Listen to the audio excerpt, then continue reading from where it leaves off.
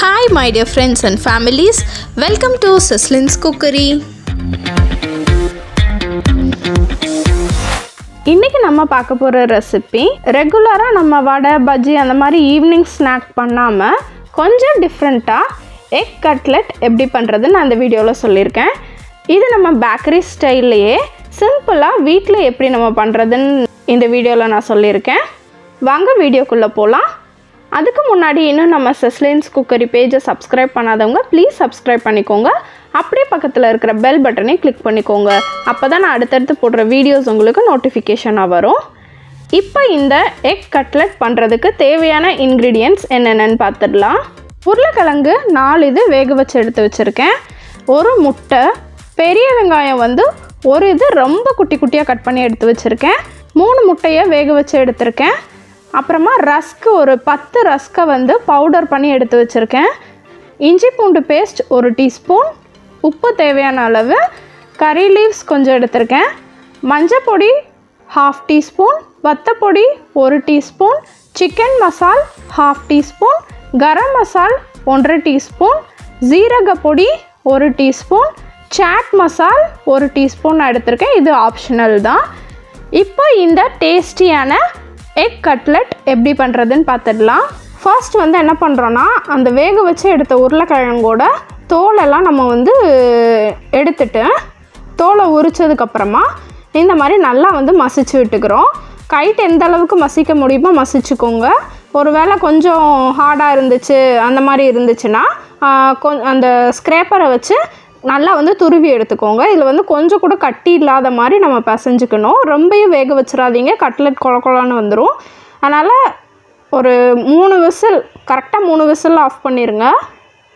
ரொம்ப சின்ன சின்ன உருளைக்கிழங்கா இருந்துச்சு அப்படின்னா 2 விசில் போதும். இந்த மாதிரி பண்ணிவிட்டு நல்லா ஸ்க்ரேப் பண்ணி எடுத்துட்டு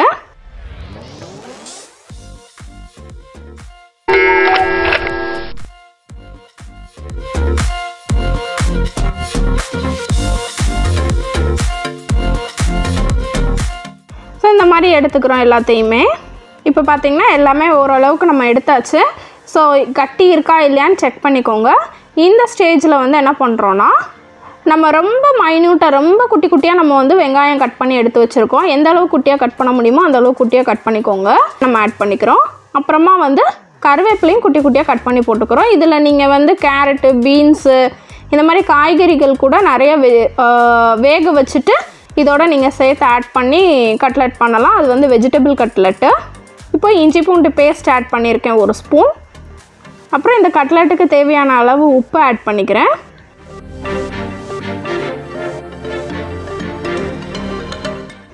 அதுக்கப்புறமா சிக்கன் மசால், மஞ்சள் பொடி, மிளகாய் பொடி, கரம் மசால், ஜீரகத்தூள், அப்புறமா சாட் மசாலா ஆட் பண்ணியிருக்கேன். இந்த சாட் மசாலா ஆப்ஷனல் தான், இது போடணும்னு அவசியம் இல்லை. இருந்தால் போட்டுக்கோங்க, இல்லைன்னா வேணாம். இப்போ நல்லா சப்பாத்தி மாவு மாதிரி இதை நல்லா பிசைஞ்சு எடுத்துக்கிற போகிறோம். இந்த கட்லெட் நான் அடிக்கடி செய்வேன். இது என் ஹஸ்பண்டுக்கு ரொம்ப பிடிக்கும். நான் பண்ணுற ஈவினிங் ஸ்நாக்ஸ்லேயே இந்த கட்லெட் ரொம்ப பிடிக்கும் அவருக்கு. இந்த மாதிரி நல்லா பிசைஞ்சு எடுத்துக்கிறோம். எல்லாமே ஒன்று சேர பிசைஞ்சாச்சு. இப்போ நம்ம வேக வச்சு எடுத்த முட்டையை 2ஆக கட் பண்ணி போட்டுக்கிறோம். இந்த மாதிரி 2 நம்ம கட் பண்ணி எடுத்துக்கலாம்.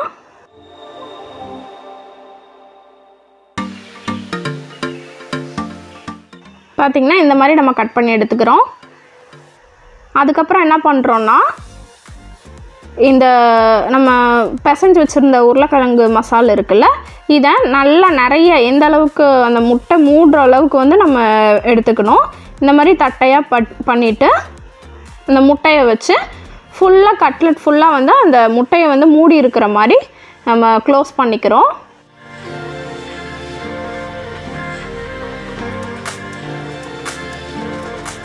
இந்த மாதிரி நல்லா க்ளோஸ் பண்ணிவிட்டு பாருங்கள், அதை கரெக்டாக ஷேப்பில், அந்த ரவுண்ட் ஷேப்பில் பண்ணிக்கிறோம்.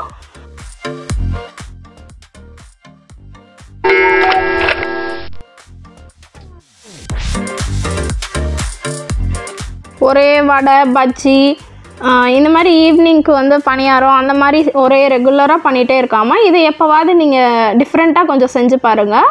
டேஸ்ட்டு நல்லாயிருக்கும், சூப்பராக இருக்கும். இந்த மாதிரி நம்ம எல்லா முட்டையுமே உள்ளே வச்சு நம்ம ரெடி பண்ணி எடுத்துக்கலாம்.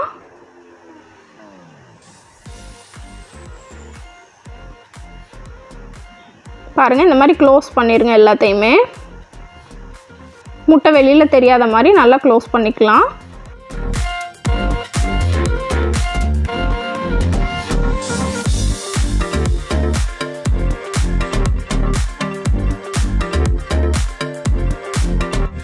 பாருங்கள், இந்த மாதிரி எல்லா பால்ஸையும் நம்ம வந்து ரெடி பண்ணி எடுத்துக்கிறோம்.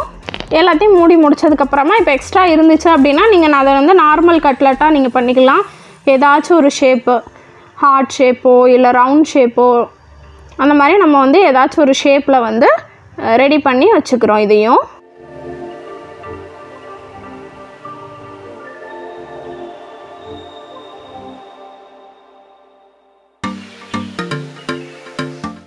ஹார்ட் ஷேப்பில் பண்ணியிருக்கேன். அப்புறம் பார்த்திங்கன்னா இந்த மாதிரி சும்மா சிலிண்டர் ஷேப்பில் என்னென்ன ஷேப்பில் பண்ணலான்றதை வந்து நான் இதில் சொல்லியிருக்கேன். ஃபஸ்ட்டு ஹார்ட் ஷேப் பண்ணியிருக்கேன். அப்புறம் இந்த மாதிரி சிலிண்டர் ஷேப்பு, எந்த ஷேப்லனாலும் நம்ம வந்து கட்லெட் ரெடி பண்ணிக்கலாம். ஆக்சுவலாக பேக்கரியில் இருக்கிற ஷேப் வந்து சும்மா ரவுண்ட் ஷேப்பில் அப்படி தான் வச்சுருப்பாங்க. இந்த மாதிரி சும்மா தட்டிட்டு ரவுண்டாக வந்து இது பண்ணியிருப்பாங்க. இது ஆக்சுவல் ஷேப்பு கட்லெட்டுக்கு. எல்லாத்தையும் ரெடி பண்ணி வச்சாச்சு. இப்போது நம்ம ஒரு முட்டை வந்து நம்ம அடித்து எடுத்துருக்கோம்ல நல்லா, அந்த முட்டையில் வந்து ரெடி பண்ணி வச்சுருக்கிற கட்லெட்டை ஒன்று ஒன்றா வந்து பரட்டிக்கிறோம். ஃபஸ்ட்டு முட்டையில் வந்து ஒரு பரட்டிட்டு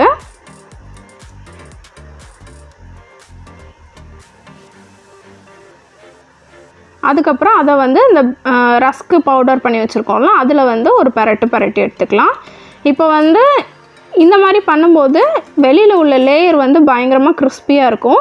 சப்போஸ் உங்களுக்கு இதை விட இன்னும் கிறிஸ்பியாக வேணும்னு நினச்சிங்க அப்படின்னா திருப்பி இதை இன்னும் ஒரு தடவை முட்டையில் போட்டு எடுத்துகிட்டு அதுக்கப்புறம் ஒரு ரஸ்க்கு பவுடரில் டஸ்ட் பண்ணி எடுத்து நீங்கள் பொரிச்சு எடுத்திங்கன்னா பயங்கர கிறிஸ்பியாக இருக்கும் வெளியே உள்ள லேயரு.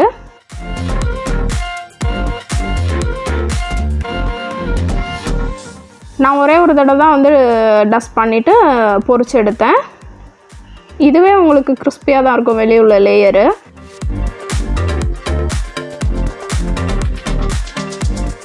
ஸோ இப்போ எல்லாத்தையுமே நம்ம வந்து அந்த மாதிரி இப்போ ரெடி பண்ணி வச்சுக்கலாம்.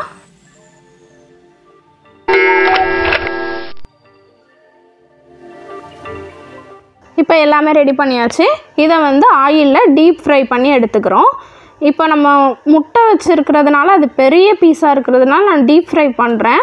சப்போஸ் உங்களுக்கு இவ்வளோ எண்ணெய் வேணாம் அப்படின்னு நினச்சிங்கன்னா நார்மல் கட்லெட் மாதிரி நம்ம பண்ணுறோம்ல அதை வந்து நல்லா ஷாலோ ஃப்ரை பண்ணி எடுத்துக்கலாம்.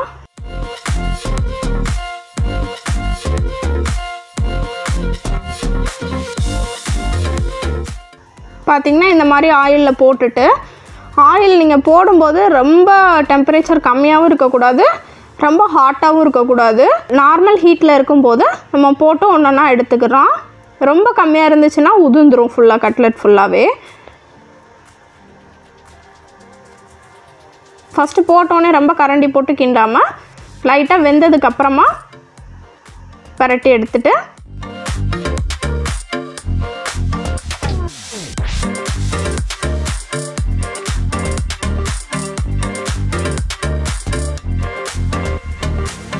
இந்த மாதிரி நல்லா ப்ரௌன் ஆனதுக்கப்புறமா நம்ம எடுத்துக்கலாம். பார்த்திங்கன்னா கட்லெட்டோட டெக்ஸ்டரே செம்மையாக இருக்கும்.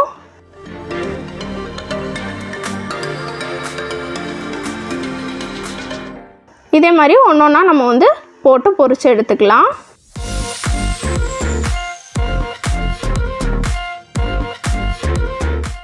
எண்ணெயில் போடும்போது கொஞ்சம் பார்த்து போடுங்க.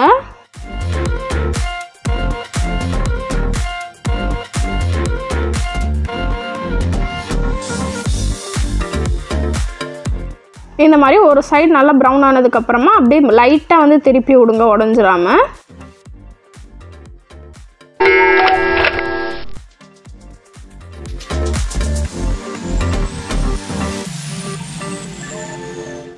இப்போ பார்த்திங்கன்னா எல்லா சைடும் நல்லா வெந்திருக்கு. கட்லெட் ரெடியாக இருக்குது. எப்போவாவது நீங்களும் ஈவினிங் வந்து இதை செஞ்சு பாருங்கள், ரொம்ப டேஸ்ட்டாக இருக்கும்.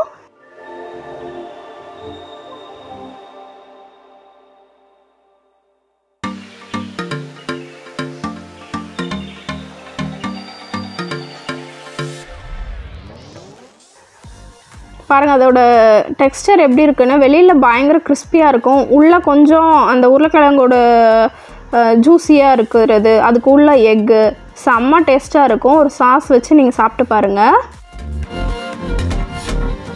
செஞ்சு பார்த்துட்டு எப்படி இருந்துச்சுன்னு உங்கள் ஃபீட்பேக் எனக்கு கமெண்ட்டில் சொல்லுங்கள்.